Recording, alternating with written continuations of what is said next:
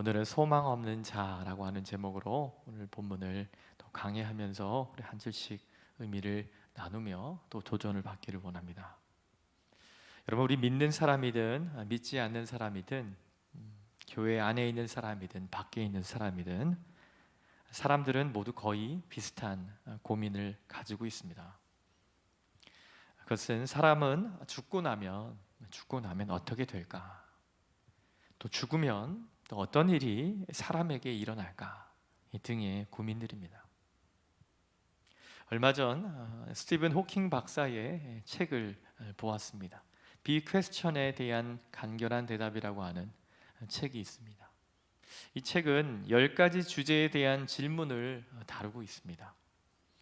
굉장히 흥미로운 책이었는데, 스티븐 호킹 박사는 아시다시피 무신론자입니다. 하나님을 믿지 않는 사람이죠. 이 하나님을 안 믿는 사람이지만 이 질문 중에 신이 하나님이 존재하는가에 대한 질문을, 자신이 과학자이기 때문에 과학자로서 자기 나름대로 신은 없다라고 하는 결론을 내렸어요. 또 이런 질문도 있었습니다. 지구의 종말은 올 것인가에 대해서 스티븐 호킹 박사는 올 가능성이 크고 지구의 종말이 굉장히 가까이 온 것 같다, 이렇게 말을 했습니다. 그리고 이어서 이 호킹 박사가 내놓은 대안이 있었습니다. 종말이 가까이 오니 대안은 다른 행성을 빨리 개척하는 것이 필요하다, 이런 말을 했습니다. 여러분, 세계적인 석학이라고 말하는 지식인 중에 한 명이죠. 머리가 굉장히 좋고 모든 것을 과학적으로 풀어내는 사람이 지구 종말에 대해 또 그것을 발견하고 찾은 대안은 다른 행성을 빨리 개척해야 한다는 결론이었습니다. 저도 비슷한 결론을 갖고 있습니다. 저도 이 땅에 종말이 올 거라고 저도 믿는 사람 중에 한 명입니다. 그러나 저는 전혀 다른 대안을 가지고 있습니다. 저의 대안은 다시 오실 우리 예수님을 기다리는 것이 저의 대안입니다. 아무튼 여러분, 이것을 생각해 볼 수 있었습니다. 정말 우리 지구의 종말이 올까? 정말 세상의 종말이 온다면 우리는 무엇을 또 어떻게 준비해야 될까? 여러분, 믿지 않는 사람도 이런 고민을 하고 나름의 대안을 내놓고 있습니다. 여러분, 이러한 전제 가운데 오늘 본문을 다시 한번 살펴보면서 이제부터는 데살로니가 전서 4장 후반절 그리고 이 후서에 이르기까지 종말에 관한 내용을 바울이 권면을 하고 있습니다. 종말은 정말 오는 것일까? 종말이 온다면 어떻게 준비하고, 또 죽음은 무엇이고 죽음 이후에 어떤 일이 있을까? 이러한 주제로 함께 우리가 성경적인 접근들을 상고하면서 은혜를 나누기 원합니다. 여러분, 죽음은 사랑하는 사람을 잃는 것이기 때문에 굉장히 고통스러운 경험이지요. 성경적으로 말하면 이 죽음이라고 하는 것은 영혼과 몸이 분리되는 것을 말합니다. 그리고 죽게 된다면 사랑하는 사람과 또 분리가 되는 것이죠. 단절이 일어납니다. 아무리 사랑한다고 해도 따라갈 수 없고요, 각자 가야 할 길로 가게 되면서 분리가 일어나는 것이죠. 그래서 사랑하는 사람을 잃고 나면 길게는 여러 해 동안, 짧게는 몇 달 동안 몸살을 앓으면서 고통스러워하고 아파하는 것을 볼 수가 있습니다. 그런데 이 죽음이라고 하는 이 무거운 주제를 성경은 어떻게 다루는지 함께 나누기를 원합니다. 여러분, 13절 상반절을 보시면 제가 읽어드리겠습니다. 형제들아, 자는 자들에 관하여는 너희가 알지 못함을 우리가 원하지 아니하노니. 아멘. 여러분, 죽음에 대해서 너희가 알지 못하는 것을 원치 않는다고 바울은 말합니다.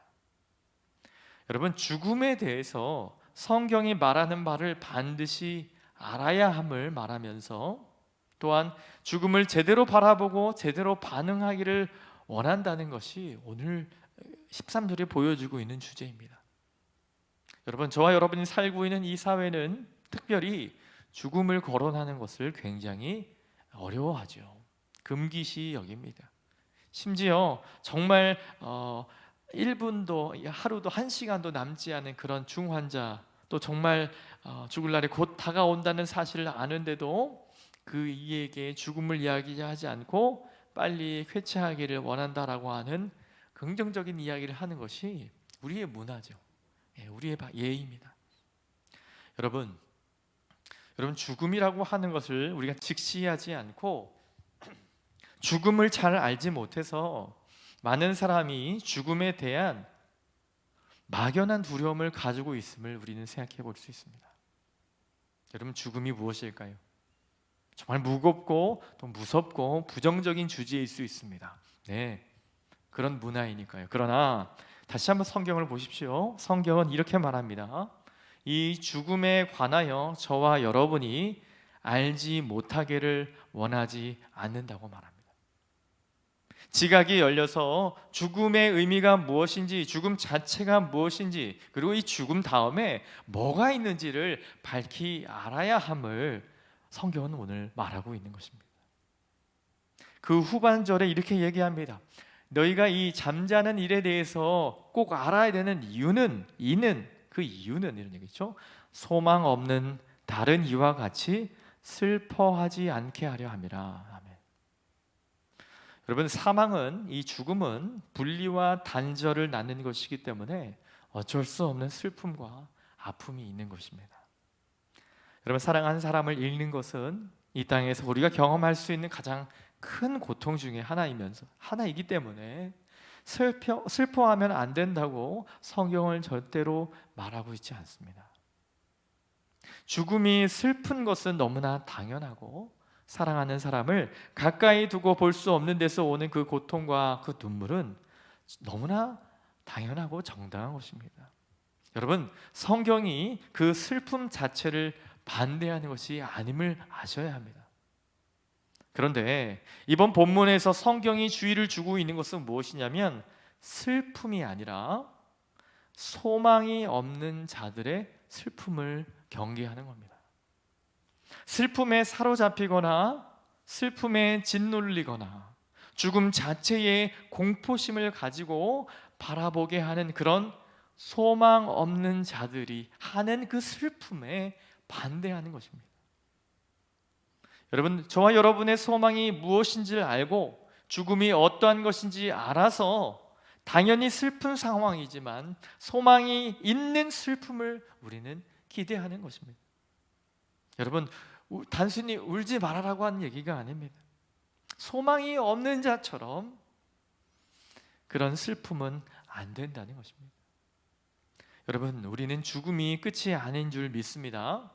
성경은 죽는 순간에 우리의 존재가 완전히 소멸된다고 말하지 않습니다. 이따 어떤 이단들은 이렇게 말하죠. 죽음 이후에 우리의 영혼은 완전히 무의 상태로 간다고 말하는 이단도 있어요. 성경은 그렇게 말하지 않습니다. 성경은 한 걸음 더 나아가서 죽음이라고 하는 것이 오히려 지금 저와 여러분이 존재하는 어떤 형식보다 훨씬 복되고 가치로운 상태로 가는 그 전환이라고 말하고 있습니다. 여러분, 우리는 몸을 가지고 세상을 살기 때문에 우리가 하고 싶은 어떤 소원이 있어도 할 수 없는 일이 참 많죠. 하지만 몸과 영혼이 분리가 된다면 우리는 어떻습니까? 더 온전히 하나님과의 친밀한 사귐과 교통 안으로 들어가게 되죠. 몸을 가지고 있는 지금의 어떤 모습보다도 죽음을 통과한 저와 여러분의 존재가 훨씬 더 나은 것이고 복된 자리에 있게 된다고 하는 사실을 여러분, 우리 성경을 통해서 얻을 수 있습니다. 여러분, 이것이 성경이 신자의 성도의 죽음을 바라보는 관점입니다. 성경은 죽음을 저와 여러분의 종말이라고 말하지 않습니다. 종말은 우리 예수 그리스도가 다시 오시는 날을 말하며 그 날은 우리에게 영화를 누리는 날이 되는 것이죠. 성경은 죽으면 매우 불행하고 소멸하게 되는 것이라고 절대로 말하지 않습니다. 그래서 여러분, 빌립보서 1장 23절을 좀 보여주시겠습니까? 제가 읽어드리겠습니다. 바울은 이런 말을 합니다. 내가 그 둘 사이에 끼어 있으니 차라리 세상을 떠나서 그리스도와 함께 있는 것이 훨씬 더 좋은 일이라 그렇게 하고 싶으나. 무슨 말을 하는 것이죠? 바울은 지금 살아있는 생명보다 죽는 것이, 죽음이 더 귀하고 복된 상태라고 하는 사실을 알기 때문에 이런 말을 합니다. 단순히 너무 비관해서, 인생이 비관적이어서 죽고 싶습니다라고 말하는 것이 아닙니다. 하나님을 영화롭게 해드리는 주님과의 깊은 교제 가운데 나아가는, 몸이, 육신이 약하니 기도할 수 없고 연약하고 유혹이 넘어가는 자신을 슬퍼하며 바울은 이런 고백을 하고 있는 것이죠. 여러분, 몸을 가지고 있는 한계 때문에, 여러분, 그것과 다르게 죽음은 어떻습니까? 몸을 딱 벗게 되면 우리의 영혼이 영이신 하나님을 더 친밀하고 온전히 누린다는 면에서 성경은 죽음을 절대로 불행한 일이라고 보지 않는다는 겁니다. 지금보다 더 유익한 상태로 들어가게 되는 것입니다. 그래서 본문도 이 죽음을 어떻게 묘사합니까? 특별히 신약 성경은 성도의 죽음을 어떤 방식으로 일관되게 묘사하냐면 바로 죽음을 죽음이라고 말하지 않고 잔다라고 말합니다. 시설을 좀 꺼주셨으면 좋겠습니다. 본문에서도 이렇게 말하죠. 13절 상반절에 형제들아 자는 자들에 관하여는 이라는 말을 합니다. 자는 자들에 관하여. 여러분, 요한복음을 잘 아시죠? 여러분, 정말 중요한 사건이죠. 요한복음 11장에 보면 예수님의 사랑하는 친구였던 나사로가 다시 부활하는 그 장면이 나옵니다. 제자들을 데리고 나사로가 죽어있는 예루살렘으로 올라가면서 요한복음 11장 11절을 보니까 주님이 이런 말씀하십니다. 장사가 3일째 되는 날이었죠. 그러나 우리 주님이 뭐라고 얘기하시냐면 우리 친구 나사로가 잠들었도다, 이런 말씀을 하십니다. 특별히 사도행전 7장을 보면 첫 번째 우리 초대교회의 순교자라고 말할 수 있는 스데반 집사님이 등장을 하죠. 천사의 모습과도 같았던 그 집사님이 귀한 복음을 전하고 돌에 맞아 순교할 때에 마지막 절에 어떻게 말합니까? 그가 그 이후에 자니라, 이렇게 말합니다. 여러분, 또한 신약 성경 부활장이라고 말하는 고린도전서 15장에 보면 위대한 부활의 내용을 설명하죠. 고린도전서 15장 6절을 통해 보니까 그 장에서 죽음을 어떻게 묘사하냐면 자는 자 같다라고 얘기합니다. 자는 것이라고 얘기합니다. 이처럼 우리가 성경을 주의해서 읽어보면 예수님은 죽음을, 특별히 신약 성경은 죽음을, 성도의 죽음을 잠이라고 묘사합니다. 예수의 또한 여러분 잘 살펴보시면 예수 그리스도의 죽음은 예수님이 주무신다라고 말하지 않고 주님은 죽음이라고 표현합니다. 반면 여러분과 저와 같은 성도의 죽음은 대부분 신약 본문에서 잔다라고 말한다는 겁니다. 주님은 죽으심이고요, 저와 여러분은 잔다고 말했던, 여러분, 이것이 우연의 일치가 아니라 바울은 이 논리를 우리에게 설명해 주고 싶은 겁니다. 실제로 성경의 관점에서 보면 이 죽음은 사실 자연스러운 삶의 경험이 아니죠. 우리 구약 성경에서부터 죽음을 살펴보면 성경은 사람이 나는 것처럼 때가 되면 죽는 것이 당연한 삶의 과정이라고 말하지 않죠. 하나님이 우리를 지으실 때 완벽한 하나님의 형상과 모양으로 지으셨어요. 완벽한 영혼, 완전을 위한 영혼을 위한 존재로 지어졌지만 어떤 것이 일어납니까? 바로 창세기 3장의 사건이 일어나죠. 동산 중앙에 있는 나무의 실과를 먹으면 반드시 죽을 것이다. 원어에 보면 죽을 것이고 또 죽을 것이다, 두 번이나 사용합니다. 이것은 죽음이라고 하는 것이 너희에게 시작된다라고 말하는 것이죠. 그래서 죄는 죽음을 저와 여러분에게 불러오게 됐습니다. 여러분, 그런데 어떻습니까? 여러분, 우리가 잘 아시는 것처럼 우리 예수 그리스도께서, 구주 예수께서는 우리와 같은 몸을 가지고 이 땅에 오셔서 저와 여러분을 대신해서 죄를 짊어지고 죽으셨습니다. 예수께서 십자가에 달려 돌아가심으로 인해서 우리를 대신해서 그분은 죽으셨어요. 주무시지 않고 죽으셨습니다. 그래서 고린도전서 15장 55절을 보면 바울이 이런 표현을 합니다.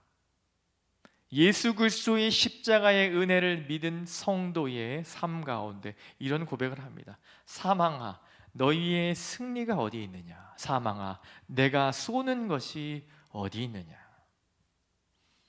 라는 대목이 나옵니다.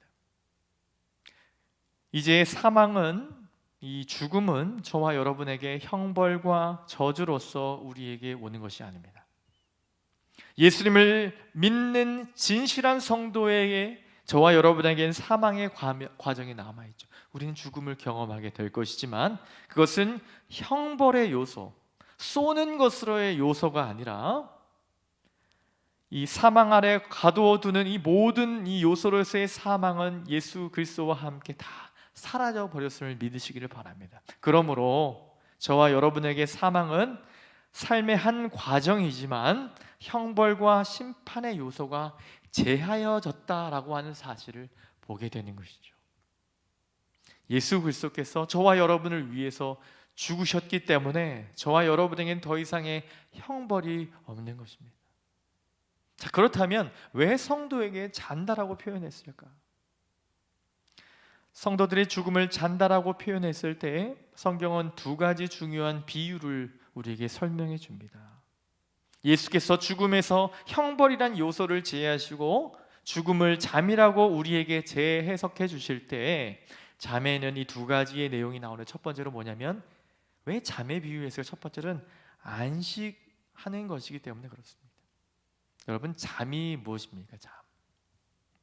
잠을 많이 못 주무시는 분도 있겠지만 여러분, 잠은 저와 여러분의 고된 하루 일과를 멈추고 쉬게 해주는 것이죠. 수고로운 일과와 삶의 고통과 수고를 모두 멈추고 안식과 쉼으로 들어가는 것을 잠이라고 볼 수 있죠.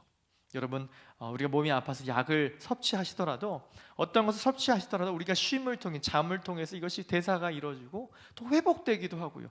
잠을 통해서 그런 일들이 일어남을 우리가 알 수가 있습니다. 잠은 여러분이 재충전하면서 피로를 회복하고 새로운 일을 할 수 있는 힘을 공급받는 그런 시간을 제공하죠.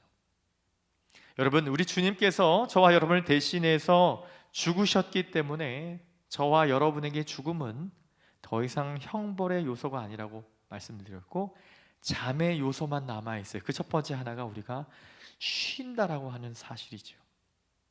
여러분이 이 땅을 살아가면서 여러분 믿음으로 사시는 우리 또 장로님도 계시고 우리 다 믿음의 또 우리 인생의 선배님들이신데, 믿음을 가지고 여러분 사시는 삶이 여러분 녹록하십니까? 그렇지 않죠. 전혀 편하지 않습니다. 전혀 편하지 않습니다.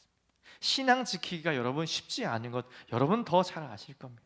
하지만 주님이 원하시는 삶이 무엇인지 알기에 교회를 위해 헌신하고 내 시간을 들여 주님께 기도하고 간구하고 참고 넘어지더라도 다시 일어나며 견뎌내는 우리의 신앙의 삶, 그 모든 우리 안에 이 애씀이, 우리는 여전히 연약한 모습이기 때문에 그러한 삶을 살게 되죠. 자, 그런 인생의 무거운 짐을 벗고 쉬는 날이 언제입니까?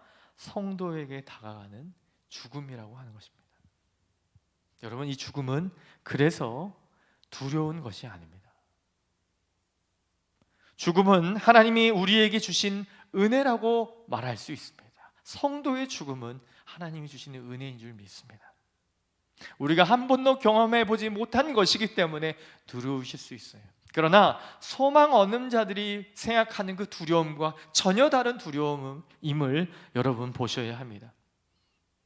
여러분, 이 은혜는 여기에는 매우 귀중한 내용이 포함되어 있는데, 저와 여러분이 죽음을 통과할 때 우리의 존재 자체가 사라지는 것이 아니라 우리의 영적인 존재가 더 주님과 더 친밀한 사귐 안으로 들어가게 된다고 하는 이 희망이 있기 때문에 성도의 죽음도 기쁨으로 감내하게 되는 것이죠. 우리는 육체를 가지고 있기 때문에 여전히 어느 정도는 죄의 결과를 경험하게 됩니다. 우리가 지은 죄에 대한 어떤 응보로서 우리가 그렇게 지고 살게 되죠. 그래서 이 땅을 살아가기에 아무리 인생을 밝게 생각하고 긍정적으로 보려고 해도 피할 수 없는 수고로움이 우리 인생이 있죠. 죽음은요, 성도의 죽음은요, 성도에게 그 수고로움을 이제 다 멈추게 하고 구주와 함께 안식으로 들어가게 하는 또 하나의 복인 줄 믿습니다. 그러므로 여러분, 우리는 소망 없는 어떤 사람처럼 죽음을 막연하게 두려워만 하지 않는 것입니다. 우리가 언젠가 사랑하는 사람을 잃게 될 때 슬픔이 없을 수는 없지만 소망이 없는 사람처럼 슬퍼하지 않고 내가 사랑하는 사람이 이제 쉬는 거구나, 이분이 이제는 쉬시는 거구나, 주님과 함께 이 인생의 수고를 마치고 쉬게 되는 것이구나. 여러분, 이 사실을 믿을 때 저와 여러분 안에 인생이 감당할 수 없는 그 위로와 소망이 있는 줄 믿습니다. 슬픔이 있지요. 하지만 위로와 소망을 가지고 사랑하는 사람을 떠나보내는 것이 저와 여러분의 삶이 되어야 될 줄 믿습니다. 두 번째, 이 잔다고 하는 표현이 담긴 비유는 바로 깨는 순간이 온다고 하는 겁니다. 여러분, 죽음을 잠이라고 말할 때 두 번째 의미는, 여러분, 잠은 반드시 어떤 순간이 옵니까? 깨는 순간이 오는 거죠. 잠은 영원한 것이 아닙니다. 잠은 여러분을 흔들어 깨우는 순간을 보여주는 표현입니다. 그러니까 흔들어 깨워서 일어날 때 시작하고 깨어나는 그 순간이, 그 시간이 잠이 되는 것이지, 깨어지지 않는다면 그 잠은 잠이 아닌 것이죠. 여러분, 잠은 영원한 것이 아닙니다. 성도의 죽음은 영원하지 않고 반드시 저와 여러분을 흔들어 깨우는 순간이 있다고 하는 사실입니다. 그때 여러분을 사랑하는 사람과 분리되는 데서 오는 고통과 아픔이 형용할 수 없는 기쁨으로 바뀌는 순간을 경험하게 되는 것이죠. 누가 우리를 깨우시는 겁니까? 우리 주님이 우리를 깨우시는 겁니다. 여러분, 성도의 죽음은 더 이상 죽음이 아니라 잠입니다. 죽음의 상태로 영원히 존재하는 것이 아닙니다. 반드시 주님이 우리를 다시 깨우셔서 우리에게 형용할 수 없는 회복의 기쁨을 가져다 줌을 믿으시기를 축원합니다. 우리는 그래서 부활을 경험하게 된 것이죠. 어떠한 영혼이든 부활을 경험하지 못했기 때문에 이 기쁨이 어떠한 기쁨인지 알지 못합니다. 나사로가 한 부활은 부활이 아닙니다. 여러분, 주님이 장차 오실 그날에 할 그 부활, 다시 몸과 영이 만나서 영생을 담을 수 없는 이 몸이 아니라 변화된 영생을 담아내는 복된 몸과 우리의 영혼이 만나서 정말 완전하게 하는 그 복된 만남의 때가 주어지게 됨을 여러분 믿으시기 바랍니다. 그래서 우리는 소망 없는 다른 사람들과 다릅니다.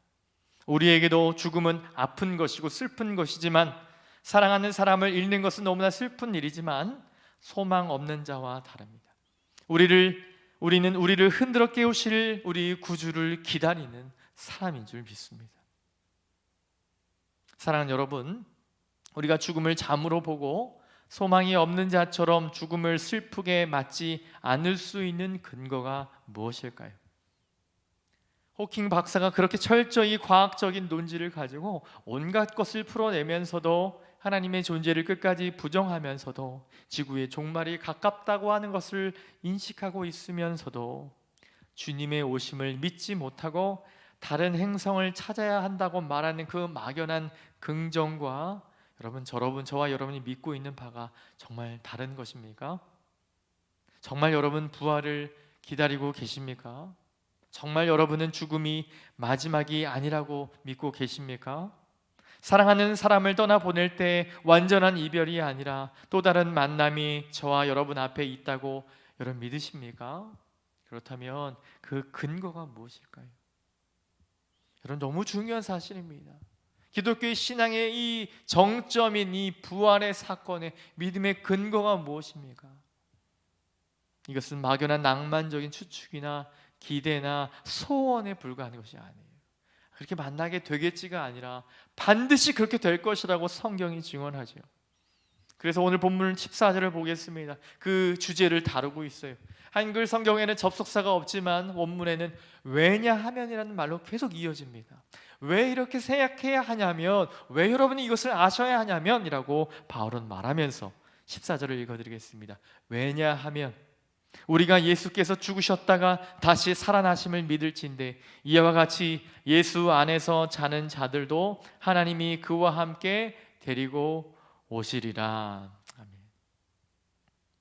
사랑하는 여러분, 우리가 죽음이 마지막이 아니라는 것과 우리 앞에 약속이 있다는 것을 어떻게 담보할 수 있습니까? 바로 그것은 왜냐하면 예수님이 죽으셨을 뿐 아니라 다시 살아나셨기 때문이라고 말합니다.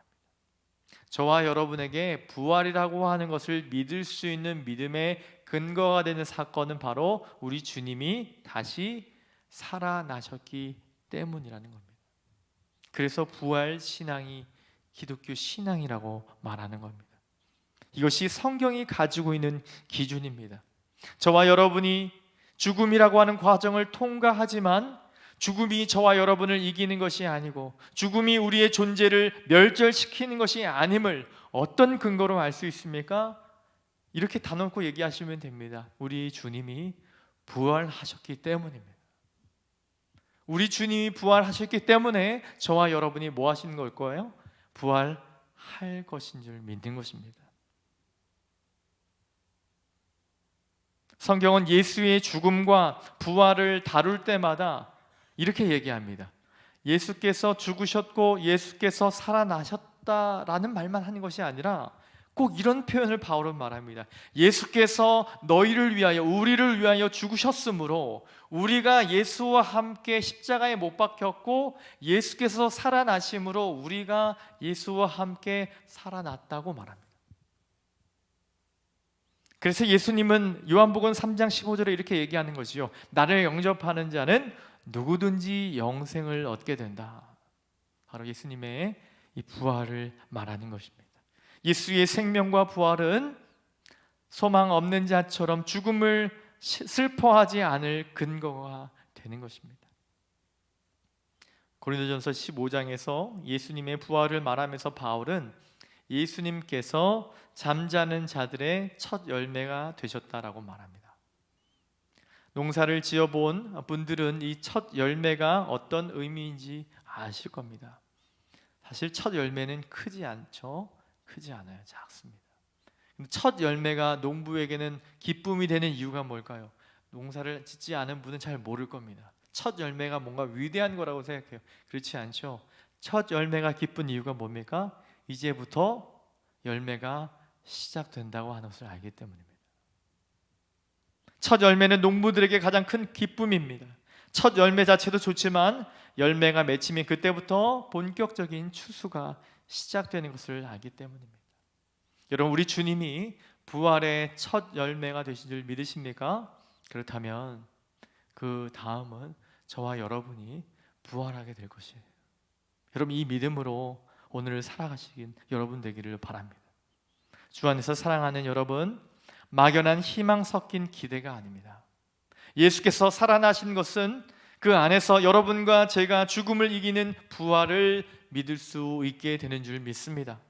사망이 더 이상 우리를 통치할 수 없는 새로운 시대를 사는 하나님의 백성으로서 우리는 이 땅에서 사망을 두려워하거나 염려하지 않게 되는 겁니다. 저는 현대의 이 기독교 신앙의 무너짐의 사건이 정점이 여기에 있다고 생각합니다. 믿는 자든 믿지 않는 자든 자신의 목숨을 가장 제1의 가치로 여기는 사람, 예수님이 부활하셨다고 믿지만 내가 부활할 거라고는 전혀 생각하지 않는 사람, 당연히 내 생각과 내 몸을 간수하게 되는 것이죠. 내 하루 삶을 더 존속시키기 위해서 우리는 어쩔 수 없는 이기적인 욕망을 가지며 살 수밖에 없는 것이죠. 왜 신앙이 이기적이 되고 왜 개인주의적인 신앙이 될까요? 부활을 믿지 못해서입니다.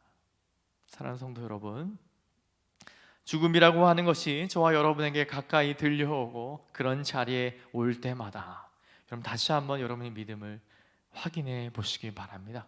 정말 우리 예수 그리스도의 부활이 저와 여러분의 소망이 되십니까?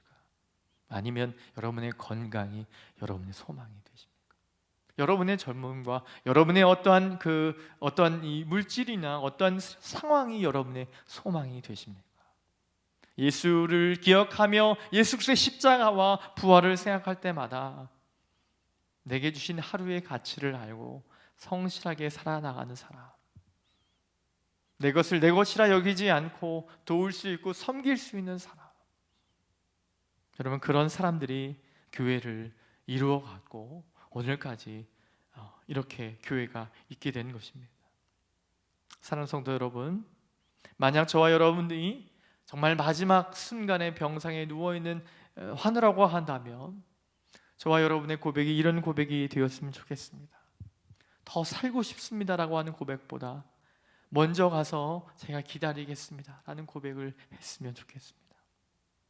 불신자처럼 사망을 두려워하거나 사망의 종된 상태에 머물러 있지 않고 사망이 절대로 우리를 이기고 다스릴 수 없다는 사실을 굳게 믿고, 믿음의 귀한 우리 선배들의 이 임종을 여러분 보신 적이 있으십니까? 많은 간증들도 있겠지만 제가 봤던 많은 목사님들의 이 말로는 기도하며 찬양하며 그렇게 끝까지 사망이 쏘는 것과 사망해 주는 그 두려움을 이겨내며 주님만을 의지하며 나아가는 그 복된 삶으로 여러분 그렇게 나아가는 저와 여러분 되었으면 좋겠습니다. 사랑하는 여러분, 이 사망을 다룰 때 한 가지 문제가 생길 수 있습니다. 여러분 15절을 보면 조금은 독특한 표현이 나옵니다. 우리가 주의 말씀으로 너희에게 이것을 말하노니 주께서 강림하실 때까지 우리 살아남아 있는 자도 자는 자보다 결코 앞서지 못하리라. 여러분, 이 말을 이해하기 위해서는 약간의 배경 지식이 필요합니다. 데살로니가 교회는 예수의 재림을 정말 간절히 사모하며 기다렸던 사람들이에요. 그래서 정말 내일 일주일 안에 정말 주님이 오시겠다고 생각했던 사람이에요. 그런데 좀처럼 주님이 오시지 않는 것 같죠. 성도 가운데 함께 기도하며 신앙생활을 했던 분들 중에 조금씩 어떤 병이나 여러 가지 상황 가운데 이제 돌아가시는 분들이 생겨지는 거예요. 그러면서 이제 운명하시는 그 성도들 중에 몇몇 분은 이런 이 다급함이 생기는 거예요. 주님이 오셔야 되는데, 내가 살아서 주님을 영접해야 되는데 먼저 내가 가면 안 되는데라고 하는 마음이 있었어요. 그러한 이들에게 바울은 이런 말을 하는 겁니다. 주님이 다시 오실 때까지 우리 살아남아 있는 자들도 또 자는 자보다 결코 우리가 더 나은 것이 아니라는 말을 하고 있는 겁니다.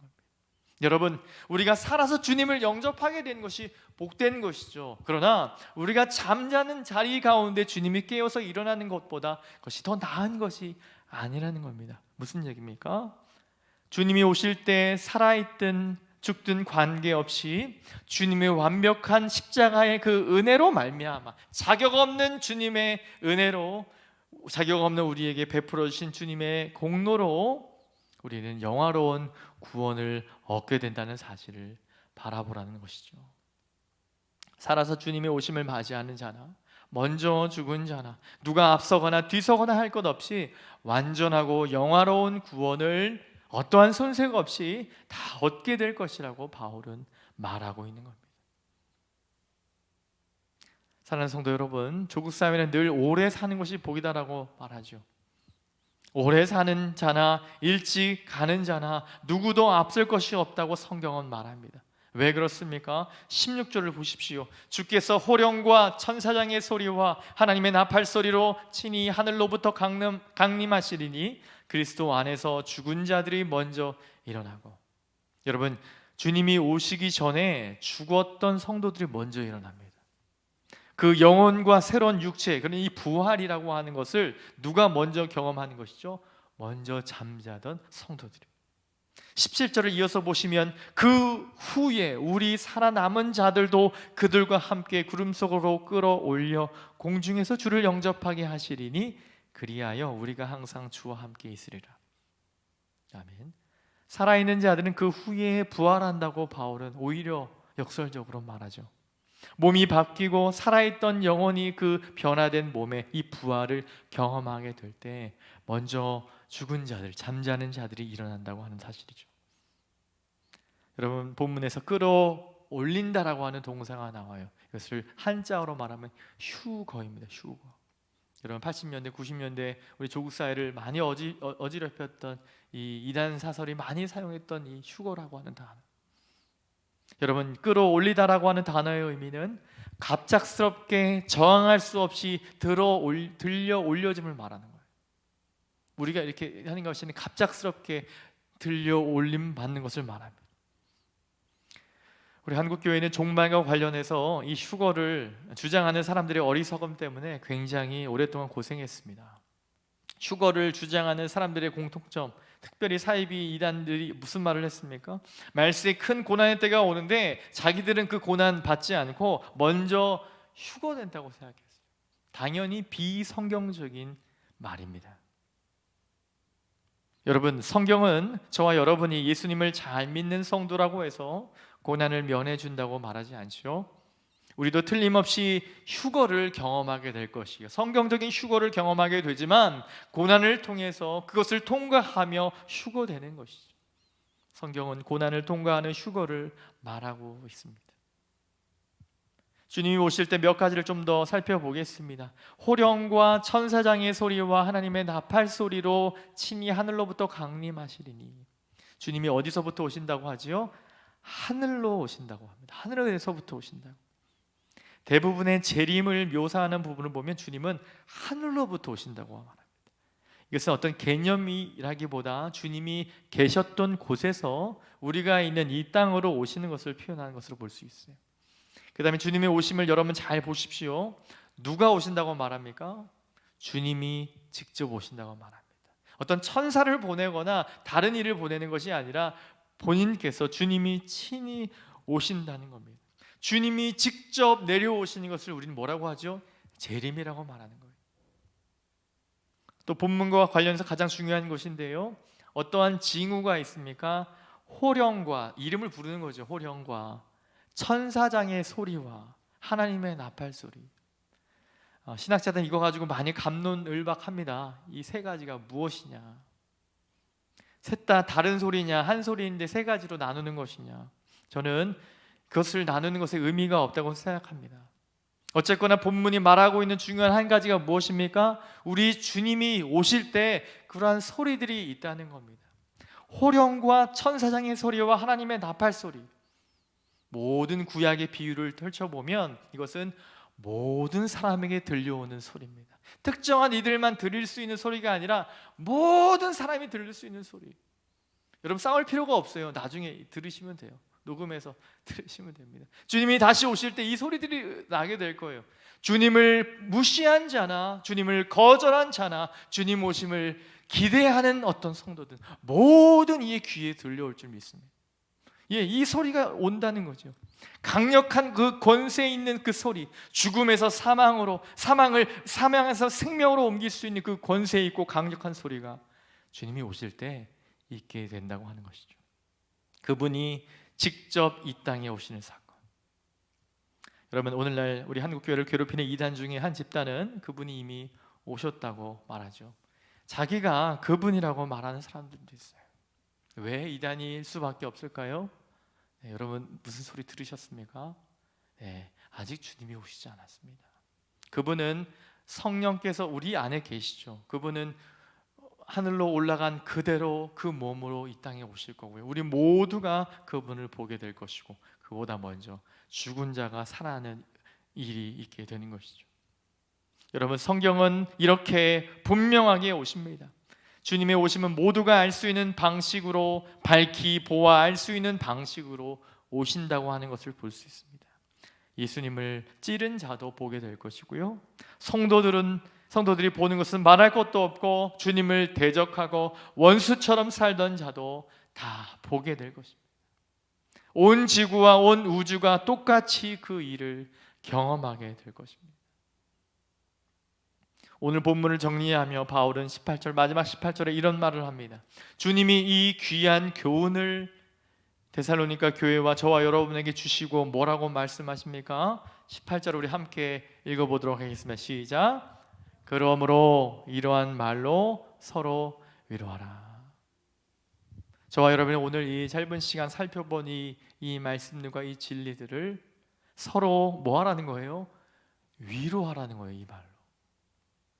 여러분에게 얼마나 위로가 되는지는 모르겠습니다만 정말 이 종말 신앙을 갖고 있고 재림을 기대하던 성도에게 바울의 이 편지와 이 글은 정말 위로가 되었다는 것입니다. 여러분 잘 기억하시기 바랍니다. 종말에 대한 모든 교훈의 핵심은 바로 위로입니다. 위로. 성도가 성도로서 하루를 살아낼 수 있는 비결, 왜 재림신앙의 우리 재림신앙이라고 하는 것이 크리스찬의 신앙의 중심이 될 수밖에 없습니까? 왜 부활신앙이 우리의 중심이 될 수밖에 없습니까? 네, 이것이 없으면 우리의 모든 삶은 아무 의미가 없는 것이죠. 바울이 그런 말을 하지요. 부활이 없다면 우리가 하는 것이 어떤 아무 의미 없는 것이다. 여러분, 우리가 이렇게 사는 이유가 무엇입니까? 우리 죽음이 다가오지 않습니까?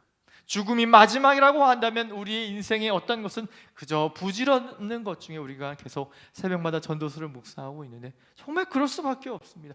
누가 반대할 수 있을까요? 누가 반대할 수 있을까요? 그러나 우리에게 이 허무한 세상이지만 이 허무한 인생 가운데 이것이 의미가 되고 생명이 되고 선교가 되고 사역이 되는 이유가 무엇입니까? 바로 이 부활의 신앙이 우리 안에 다시 한번 살아낼 때 이 부활 신앙의 말씀이 무엇이 됩니까? 저와 여러분의 위로가 될 줄 믿습니다. 믿음으로 세상을 살아가는 수고로운 성도들이 세상의 거친 세파와 핍박과 수많은 질고로 인하여 절대 포기하거나 낙심하지 않도록 이 말씀을 권면하라는 겁니다.